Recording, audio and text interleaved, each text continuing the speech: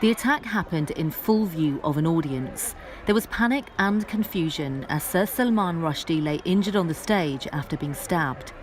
The suspect jumped onto the stage and attacked Mr. Rushdie, stabbing him at least once in the neck and at least once in the abdomen.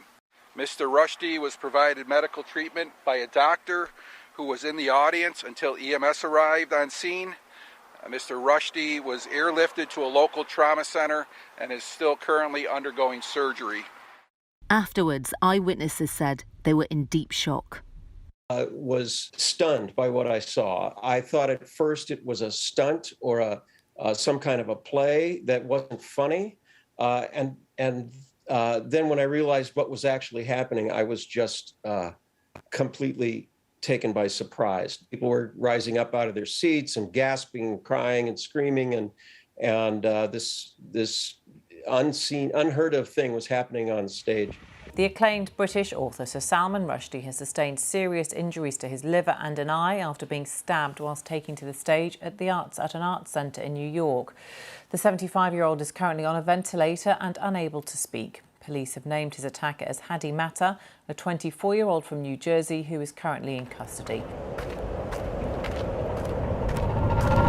Salman Rushdie has been hospitalized. He's now on a ventilator with damaged liver and severed arm nerves.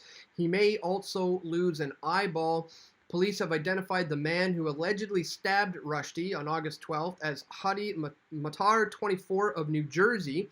He was arrested at the scene by the troopers providing security for the event. No charges have been filed against Matar yet. Police told reporters they have yet to determine a motive. Really? Yet to determine a motive for the man who has had a bounty on his head for a couple of decades by the former Ayatollah, the supreme leader of Iran, who said he wants this man dead? Really? They still claim that they can't find any kind of a motive behind this? I mean, look at this. This is the 1989 fatwa against Salman Rushdie. Back in February 14th of 1989, Khomeini called for Rushdie to be killed for writing the Satanic Verses, which they claim insulted Islam. So he says Muslims of the world need to rapidly to execute the author and the publishers of this book so that no one will any longer dare to offend the sacred values of Islam. And look what the Associated Press is putting out. They say it remains unclear why Rushdie's attacker, identified by police as Hadi Matar of Fairview, New Jersey, stabbed the author as he prepared to speak at an event on Friday. Iran's theocratic government and its state-run media have assigned no motive to the assault. So he's just a guy from New Jersey who had no motive for this, and it remains unclear why this attacker did what he did. Well, I think you guys will start to see things a little more clearly when you realize that Salman Rushdie's suspect had Shiite extremist sympathies. And there's ties there. According to this report, the suspect in the attack on Salman Rushdie at an event in New York State was sympathetic to Shiite extremism and Iran's Islamic Revolutionary Guard Corps, according to NBC News, cited law enforcement sources saying on August 13th. So it looks pretty clear to me what the motive is for this, and it's clearly an outright attack on the freedom of expression and free speech. And interestingly enough, that's what Justin Trudeau decided to chime in with. He said the cowardly attack on Salman Rushdie is a strike on the freedom of expression that our world relies on. No one should be threatened or harmed on the basis of what they have written. I'm wishing him a speedy recovery, to which I had to quote with the retweet here saying, where is it? What did I say? Oh, the hypocrisy. Right here. Oh, the hypocrisy with this one. Because, I mean, look, this is coming from the man who, outright discriminated against the Freedom Convoy truckers and called them all misogynist and racist. But even more importantly, this is the guy who was popularizing the idea that Islamophobia needs to be done away with here in Canada as far back as 5 or 6 years ago with the introduction of Motion M103, which called for the end to Islamophobia. And back then he was essentially saying that our very language is violent. The man who considers our speech and language to be violent is now saying that this is a direct strike on the freedom of expression. No one should be threatened or harmed on the basis of what they have written. Unbelievable hypocrisy coming from Justin Trudeau. What else are some other people saying? Well, Joe Rogan just recently shared this Salman Rushdie quote: "The moment you declare a set of ideas to be immune from criticism, satire, derision, or contempt, freedom of thought becomes impossible." It's a good quote, and interestingly enough, he shared this as a repost from Meghan Murphy. This is something that she originally posted, and of course she is heavily censored on Twitter because of her views, and very similar to how Salman Rushdie said, I highly doubt that any of the these people in Iran who have an issue with what I'm saying have actually read the book. They seem to be just taking little sound bites out of context, because if they actually read it, they would know that I'm not being blasphemous or sacrilegious at all. Well, interestingly enough, Meghan Murphy, who was just quoted here by Joe Rogan, said the same thing when I interviewed her in this video titled "Meghan Murphy on Free Speech versus the Shut It Down Cultural Phenomenon." And just listen to what she had to say about this important topic, because it's very timely today. Why do you think there's so much of a drawback to what you're saying when I can't find anything hateful in what you're actually saying? Yeah, I mean, I don't know. It baffles me too. I think that the main problem is that there's a lot of misinformation out there. So people talk to each other about me or about, other women making these arguments, and they don't talk with us. They don't engage in the conversation. So, the things that I hear from the protesters or the things that are written on the signs have no bearing on what I'm saying. They've sort of turned me into this monstrous figure.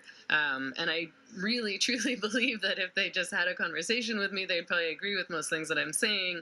I'm certainly... It's very similar to what we're seeing with Salman Rushdie. They've made him out to be this monster, but if they actually looked beyond the title of his book and looked into what he was doing, they would realize that murder is certainly not the answer. I wanted to show you this because it all ties into what we're talking about today in terms of Meghan Murphy's issue and what's going on with the censorship of Salman Rushdie. But look at this. Women have been suspended from Twitter for so-called hateful conduct for asking why a man was allowed to compete. Okay, so this is a transgender woman, in other words, a biological man who's over the age of 30. And look at this guy. He's playing against 16-year-old biological females, and he's a 30-year-old biological man.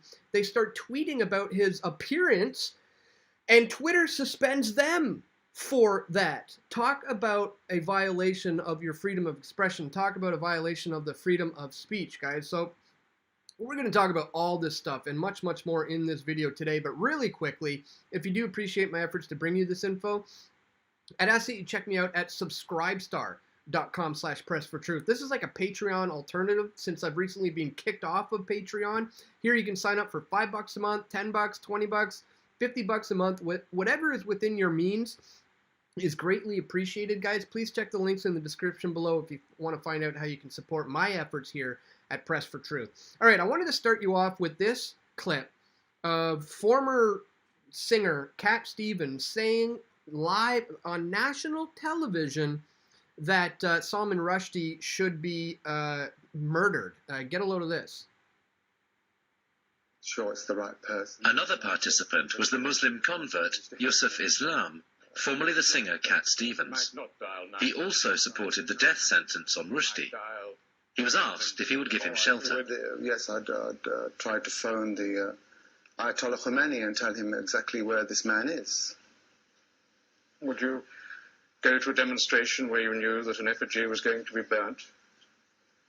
I would have hoped that it'd be the real thing, but actually, no. If it's just an effigy, I don't think I'd be that moved to go there. Wow. Faye Weldon was also taking part in the programme. Yes, though I do wish the superintendent over there would come over and arrest this man here for inciting on television people to violence, implicitly and otherwise. It seems extraordinary. he looked confused because it was a television program, and yet you could see that he'd done something terrible. And how dare he? And why was the police not protecting the people and us? Very, very, bold, for him to come out saying this man should be, publicly executed as, as part of the call from the Ayatollah in Iran. It's just absolutely unreal. I wanted to show you a bit of this. As I said, the bounty on him was 2.8 million put on his head. That was later raised to over 3 million. They claim that he's being blasphemous with the Satanic Verses, but as I said, he says that he most certainly is not. If they actually had read the book, they would see exactly that. They're calling for his hanging. And bad things have happened all along the way that since he went into hiding. There has been attacks. Like Rushdie gradually emerged from his underground life in '91, but his Japanese translator was killed in July that year simply for translating the book. His Italian translator was stabbed just a few days later. And a Norwegian publisher was shot 2 years later, although it was never clear that the attacks were in response to Khomeini's call. So this has been going on for quite some time. As we see here, this all comes down to the issue of Islamophobia, where many Muslims were furious when Rushdie was knighted by Queen Elizabeth in 2007 for his service to literature. Iran accuses Britain of Islamophobia, saying its fatwa still stood, and that there were widespread Muslim protests, notably in Pakistan. So as to the issue of Islamophobia, as I was saying earlier, that this is the one thing that, Trudeau is grandstanding on. Well, let it be known right here, right now, that hands down, this situation, if you try to discuss the death of Salman Rushdie in terms of an attack on freedom of expression or an issue of free speech, you're going to get those people coming out claiming all this nonsense and this rhetoric that Justin Trudeau himself was originally putting out way back in 5 or 6 years ago, talking about Islamophobia being the biggest issue that Canadians need to deal with, and now here we are. This is just unbelievable. I wanted to show you a little bit of this as well. Where is it? I feel those who did it are trying to isolate Iran. A 39-year-old geography teacher said this is going to negatively affect relations with many, even Russia and China. Khomeini, who was in poor health last year after grinding stalemate in the 1980s, Iran and Iraq was decimated, and the country's economy issued a fatwa on Rushdie in '89. The Islamic edict came amid a violent uproar in the Muslim world over the novel, which some viewed as blasphemously making suggestions about the Prophet Muhammad's life. So apparently that is just something you absolutely cannot do, and if you do, you may potentially face death. I would like to inform all the intrepid Muslims in the world that the author of the book, entitled Satanic Verses, as well as those publishers who are aware of its contents, are hereby sentenced to death. He said. He added, whoever is killed doing this will be regarded as a martyr and will go directly to heaven. So I think it's pretty clear what the motivation for this was. So as it is today, they are saying this young man in New Jersey had no motive, and they do not know why he attacked him, even though it has already been proven that he has Shiite extremist sympathies because some of the things that he was posting on his social media accounts. Unbelievable, guys. But as I said, those of us who point out the hypocrisy in Justin Trudeau's statements, and also the fact that this really is an attack on freedom of expression, freedom of speech, will then be turned around and counterattacked. And who knows, this may very well be used to continue to criticize anybody who dares to speak out against Islam, especially here in a nation that was founded on Christian principles, where things may not necessarily work well with another religion that is at odds with our very Christian standards and values here in the West. So something I wanted to bring to your attention today, guys. Don't let the mainstream media spin this situation into becoming all about Islamophobia again. You know, I'm surprised Justin Trudeau hasn't jumped all over that, but only time will tell. So just wanted to bring all that to your attention today, guys. Once again, if you do appreciate my efforts to bring you this info, please don't forget to check me out at subscribestar.com/pressfortruth, since I have been kicked off of Patreon. Once again, here you can do $5, $10, $20. Whatever is within your means is greatly appreciated. Once again, links for all of this are going to be located in the description below, whether you happen to be watching this on BitChute or Odyssey or Float or Minds or Rumble or maybe Bastion or maybe even YouTube. Wherever that happens to be, please check the links in the description for all the sources to this video and also to where you can support my efforts here at Press for Truth moving forward. So that's all for today, guys. Thank you once again for tuning in. Don't forget to click that thumbs up button. Share this video with your friends and family who you think need to see it the most. And stay tuned. We're going to have more video reports coming soon. This is Dan Dicks reporting for Press for Truth. We all want truth.